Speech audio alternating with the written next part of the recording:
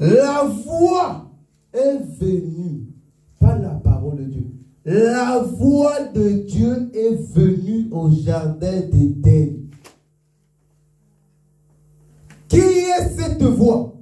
La voix est venue et cette voix-là disait, Adam, où es-tu? Or, cette voix-là, c'est un homme qui va venir, mon petit. Prépare Matthieu 3, 3. Cette voix-là est un homme qui est venu pour chercher Adam, où es-tu? Parce que vous allez comprendre que lorsque je parle, en moi, il y a la voix et en moi, il y a la parole. Si je parle comme ça, ma voix est annoncée, mais la parole n'est pas annoncée. Lorsque je parle convenablement, la parole et la voix est annoncée. Matthieu chapitre 3, verset 3. Nous allons savoir qui est cette voix qui est venue chercher Adam en disant Adam, où es-tu? Il est écrit. Je lis au nom du Seigneur Jésus. Amen. Matthieu chapitre 3, verset 3. Le prophète Ésaïe a parlé de Jean quand il a dit Quelqu'un crie dans le désert, préparez la route du Seigneur, faites-lui des chemins bien droits. Yes. Donc, la voix, c'est un homme. Et les Écritures témoignent que Jean-Baptiste, c'est la voix de celui qui crie dans le désert. Préparez le chemin de l'Éternel. Jean-Baptiste n'est pas la parole. Jean-Baptiste, c'est la voix de Dieu qui est en train de dire, préparez le chemin de l'Éternel. Aplanissez le chemin de l'Éternel. L'autre côté, on nous dit que lorsque la voix vient, c'est pour dire Adam, où es-tu? Nous comprenons que Dieu, il n'est pas en train de chercher Adam. Comme beaucoup disent, que oui, quand Adam a mangé, Adam était invisible. Dieu était en train de le chercher. Non. Dieu, il sait où se trouve Adam.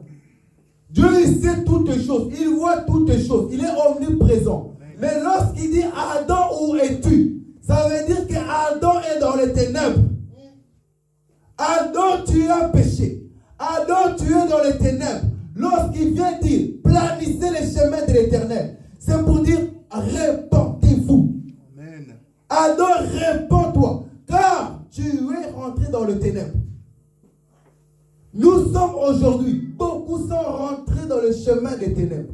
Comprenez qu'il y a la connaissance du bien et la connaissance du mal. Nous allons comprendre que le bien, c'est celle de notre frère qu'on appelle Abel. Et le mal, c'est notre frère qu'on appelle Caïn. Car en Adam, il y a le bien et il y a le mal. Lorsque Adam est en train d'enfanter, il est en train d'enfanter le bien et le mal. Mais à un moment donné, le bien et le mal vont se mélanger.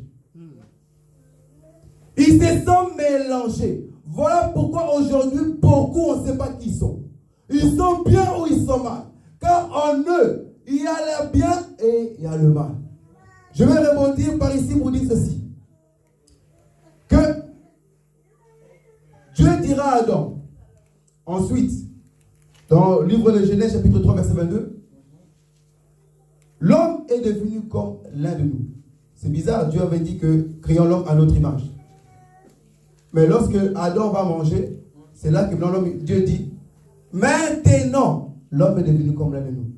Donc, vous comprenez qu'en réalité, Dieu voulait qu'il mange, pour qu'il puisse être à son image. Mais il va dire une chose très bien. Empêchons-le de tendre sa main, afin de toucher l'arbre de la vie, et de vivre éternellement. Donc, Adam vivait, mais il ne vivait pas éternellement. Nous, aujourd'hui, nous sommes en train de vivre, parce que Adam mangeait l'arbre. L'arbre, nous avons dit que la connaissance, c'est aussi la vie. Il a la vie, mais pas la vie éternelle. La vie éternelle, il est écrit dans le livre de... Est-ce qu'on peut le lire, papa? Ok. Livre de Jean, chapitre 17, verset 3. Car on m'a fait signe que le temps est passé. Enfin, le temps va passer. Jean, chapitre 17, verset 3. Analysez bien.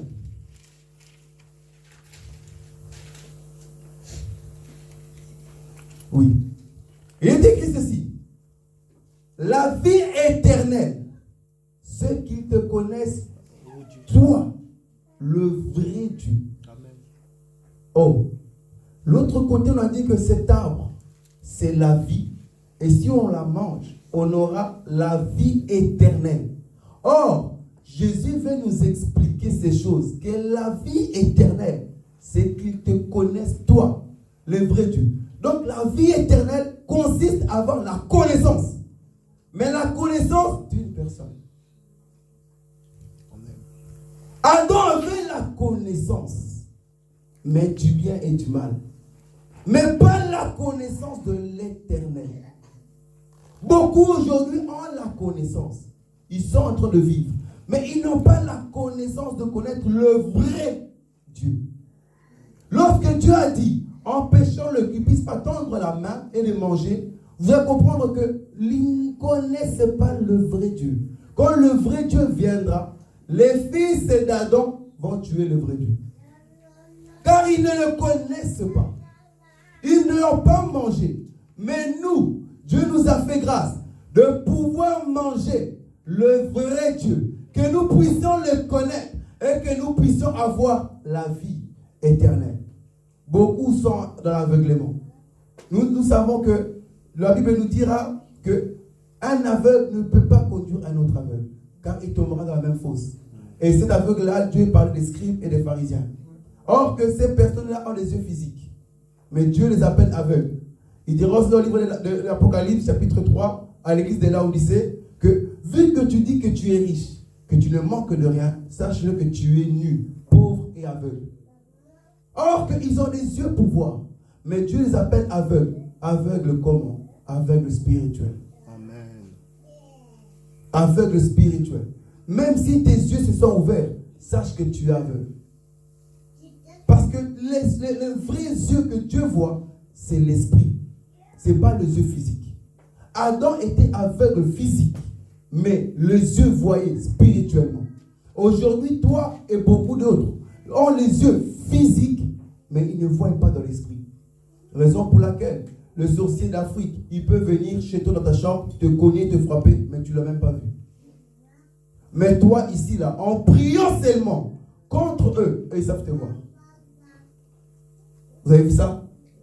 Comment un marabout, un sorcier, là où il se trouve, il sait contre-attaquer ce que tu es en train de dire aujourd'hui, alors que lui, quand il est en train de te maudire, toi, tu ne le vois pas. Beaucoup sont devenus des aveugles physiques. Aveugles spirituels, pardon. Aveugles physiques, c'est ce que nous devons être. Nous ne devons pas regarder la faiblesse de nos prochains, de nos frères. Nous ne devons pas regarder la faiblesse, la nullité de nos frères et sœurs. Mais nous devons voir la gloire de Dieu. Nous devons analyser nos regards vers l'éternel. Mais le problème de nos jours, nous tournons nos regards vers les frères qui tombent, vers les sœurs qui tombent, les problèmes de ce monde. Or, les yeux physiques sont en train de se fermer. Nous devons ouvrir nos yeux avant que ce soit trop tard. Que l'Éternel nous bénisse. Amen.